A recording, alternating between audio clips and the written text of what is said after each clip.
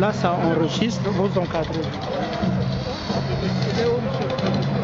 شعبك أحرار يا تونس ولعها نار يا تونس شعبك أحرار يا تونس ولعها نار يا تونس ضد الأشرار إعصار وحلاوة طار يا تونس لو مهما صار يا تونس ولادك أبرار يا تونس لو مهما صار يا تونس ولادك أبرار تعبني تبقى عمار يا دار وخيرك أنهار يا تونس راسك بالعالي يا حرة وترابك غالي يا خضرا راسك بالعالي يا حرة وترابك غالي يا خضرا والظالم يطلع على برا وخلينا للعالم عبرة يا تونس.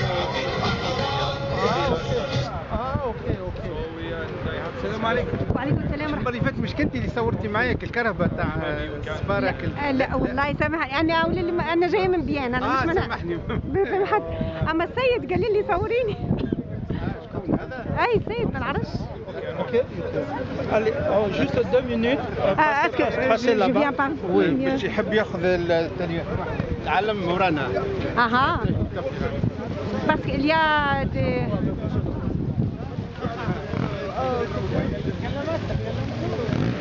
تقربي شوية خاطر يحب يعمل جملتين ثلاثة شوي.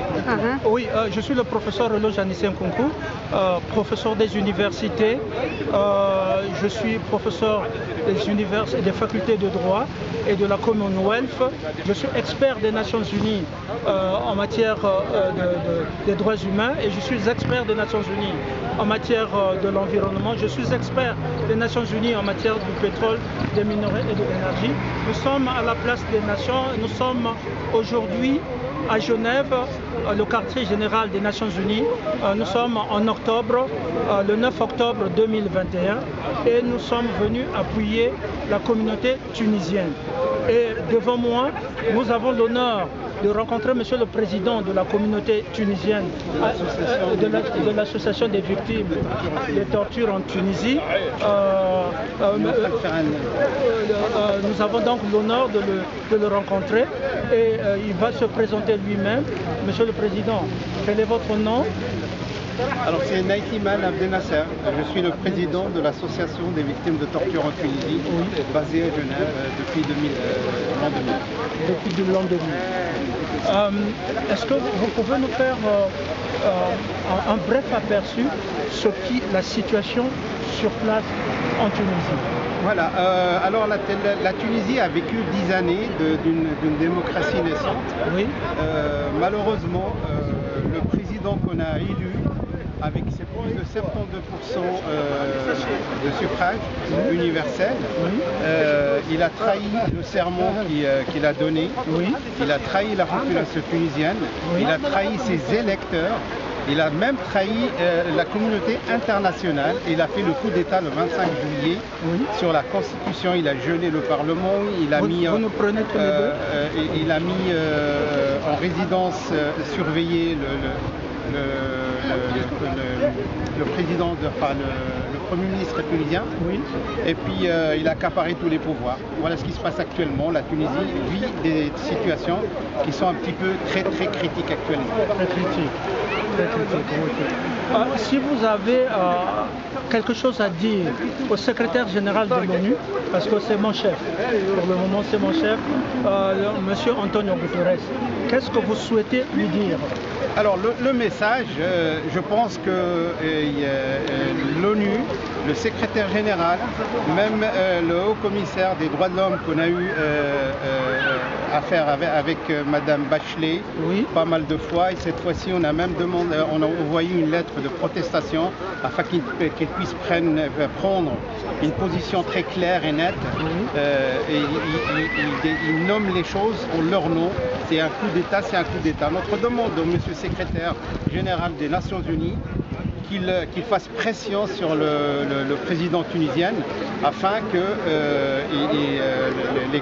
la Constitution, il respecte la Constitution, il respecte les institutions, et puis qu'il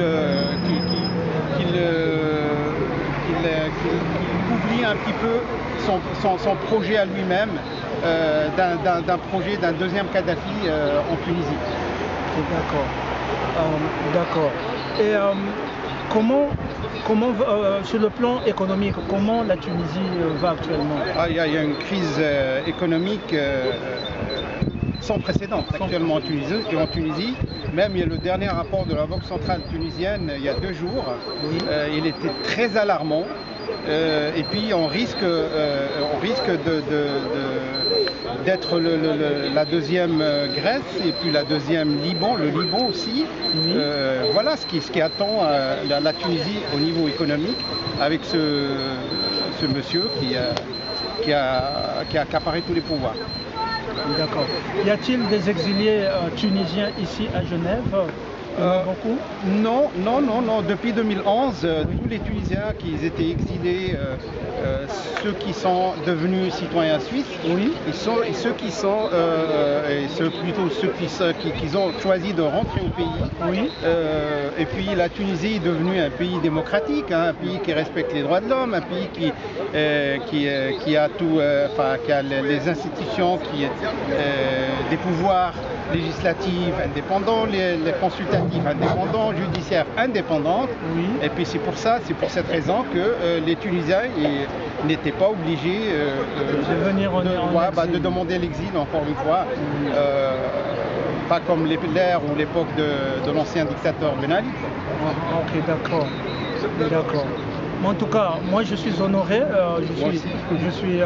je suis expert des Nations Unies, je représente les Nations Unies, oui. Je suis diplomate, je suis expert, procureur en matière internationale, pétrolière internationale des Nations Unies. Oui. Je suis aussi expert en droits humains. Donc c'est un honneur pour moi, Monsieur le Président, de vous avoir rencontré. Nous aussi. Nous allons travailler fort et je vous encourage à continuer à revendiquer. C'est le plus important puisque vous êtes là-dedans, dans cette institution onusienne. Oui. Essayez de sensibiliser toutes les missions de la grave situation en Tunisie qui allait juste à 1h50 de vol du cœur de l'Europe. Et vous savez ce que ça veut dire ça? Oui. On est tout proche de l'Europe. Voilà. Merci beaucoup. En tout cas, nous sommes de cœur avec le peuple tunisien. C'est avec plaisir. Nous ne vous lâcherons pas. D'ailleurs, notre présence ici, nous avons manifesté l'intérêt de venir vous soutenir à la place des nations. Ça veut dire que le peuple tunisien n'est pas seul. Je le sais. Merci beaucoup, cher monsieur. Merci beaucoup. J'ai essayé du tout. Ah, ok. Vous avez arrêté ou bien ça? Comment vous m'alliez? Ah oui.